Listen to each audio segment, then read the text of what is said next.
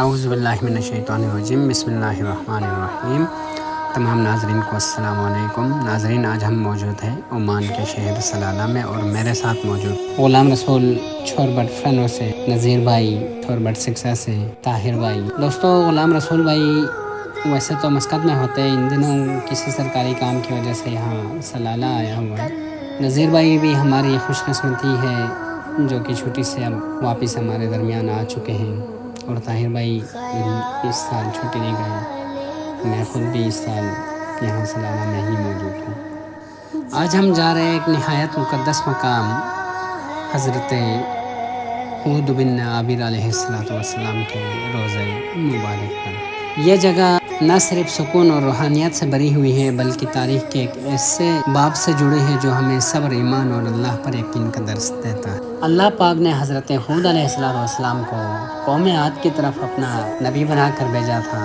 قرآن مجید میں بھی اس کا ذکر آیا ہے۔ ترجمہ کچھ یوں ہے: اور ہم نے عاد کی طرف ان کے بھائی ہود کو بھیجا، انہوں نے کہا، اے میرے قوم، خدا ہی کی عبادت کرو، اس کے سوا تمہارا کوئی معبود نہیں، تم شرک کر کے خدا پر محض بہتان باندھتے ہو۔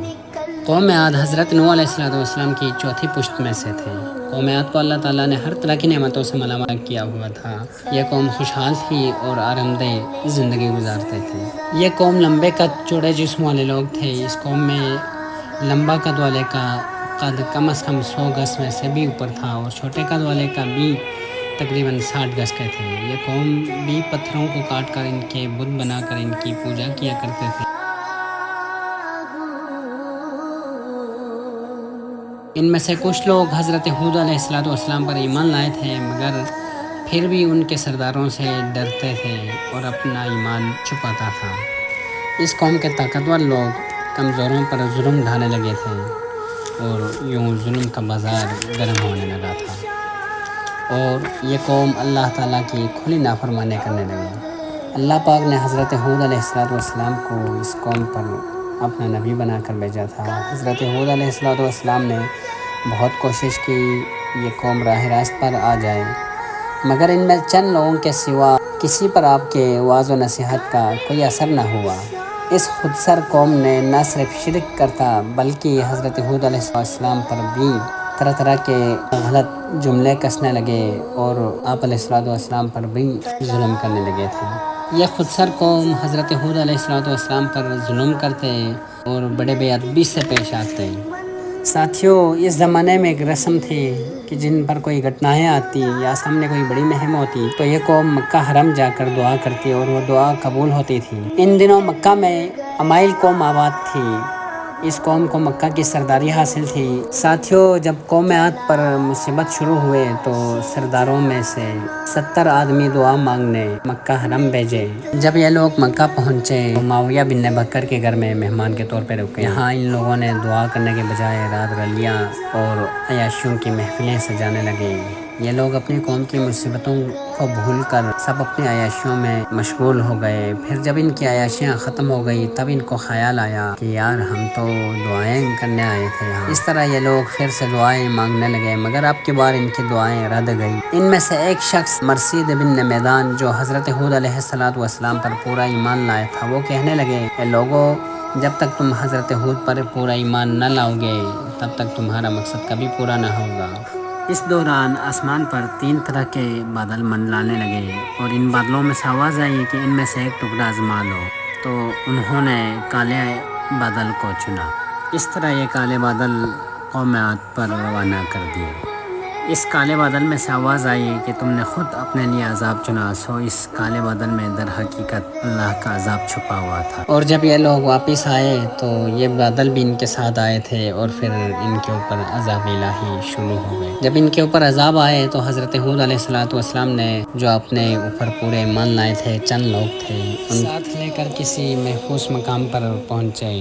اور جب یہ قوم برباد ہو گئی تو حضرت ہود دوبارہ واپس آئے اور پھر آباد ہوئے۔ دوستوں، اب چونکہ ہم روضہ مبارک کے احاطے میں پہنچے ہیں، یہ جگہ سلالہ کے خوبصورت اور روحانی جگہ ہے۔ یہ جگہ ہمیں یاد دلاتا ہے کہ جو اللہ کے راستے پہ قائم رہتا ہے وہ کبھی نہیں مٹتا۔ یہاں پر لوگ دعائیں مانگنے کے لیے آتے ہیں، نہ کسی دنیاوی غرض سے بلکہ صرف روحانی قربت حاصل کرنے کے لیے آتے ہیں۔ یہ مزار سلالہ کے ایک پرسکون علاقے میں واقع ہے، جہاں فطرت کی خوبصورتی اللہ کی قدرت کا مظہر ہے۔ پہاڑوں سے گھرا ہوا یہ مقام ٹھنڈی ہواؤں اور قدرتی خاموشی کے ساتھ دل کو ایک عجیب سا روحانی سکون بخشتا ہے۔ یہ مزار سادہ ہے مگر روحانیت سے بھرپور ہے۔ زائرین یہاں کی زیارت کرنے آتے ہیں اور عقیدت سے آتے ہیں، دعائیں مانگتے ہیں اور دل کی گہرائیوں سے سکون پاتے ہیں۔ یہ روزہ مبارک ہمیں یہ یقین دہانی کراتے ہیں کہ دنیا کی شان وقتی ہے مگر ایمان کی خوشبو ہمیشہ باقی رہتی ہے۔ یہ زمین ان قدموں کی گواہ ہے جنہوں نے اللہ کی یاد میں زندگی گزاری اور لوگوں کو ہمیشہ سچائی کی طرف بلایا۔ دوستو، ایک روایت کے مطابق حضرت ہود علیہ السلام نے زندگی کی 464 بہاریں دیکھ لی تھیں اور یہ ساری زندگی آپ علیہ السلام اپنی قوم پر واعظ و نصیحت میں مصروف رہے۔ ساتھیوں، یہ مقبرے کا بنیادی ڈھانچہ سادہ ہے۔ یہ تقریباً 3 میٹر لمبا اور اونچائی تقریباً 1.5 میٹر کے آس پاس ہے۔ دوستو، یہ مزار عمان کے صوبہ دفار اور دفار کے شہر سلالہ میں واقع ہے، اور سلالہ میں یہ مقام القرہ پہاڑی سلسلے میں واقع ہے جو سلالہ کے شمالی پہاڑوں میں ہے۔ یہ مقام پہاڑوں، وادیوں اور 3 چشموں کے درمیان ہے جن کا نام حیرہ، افیلا اور اتھم بتایا جاتا ہے۔ مزار ایک وادی کے اندر واقع ہے جہاں یہ 3 چشمے بہتے ہیں، یعنی مسیری راستہ دشوار اور پہاڑی ہے۔ دوستو، یہاں پہ آنے کا جو مناسب وقت ہے صبح اور شام ہے، کیونکہ بیچ میں گرمی ہوتی ہے، اور خواتین اگر یہاں کی زیارت کریں تو تاکہ یہاں کا ماحول مہربانی فرما کر مناسب لباس کا استعمال کریں اور زائرین دونوں محفوظ رہیں۔ اللہم اجعل من عبادک الصالحین واجعل حیاتنا طاعۃ لک ومماتنا علی الایمان والیقین، آمین یا رب العالمین۔ اے خالق و مالک، اس ویڈیو کے دوران کہیں مجھ سے کچھ غلط ہوئی ہو تو معاف فرما، تو ہمارے گناہوں کو معاف فرما، ہم سب کے دلوں پر رحم فرما، ہم سب کے حال پر رحم فرما۔ تو آخر میں ہم نذیر بھائی، رسول بھائی اور طاہر بھائی آپ لوگوں سے اجازت چاہتے ہیں۔ السلام علیکم۔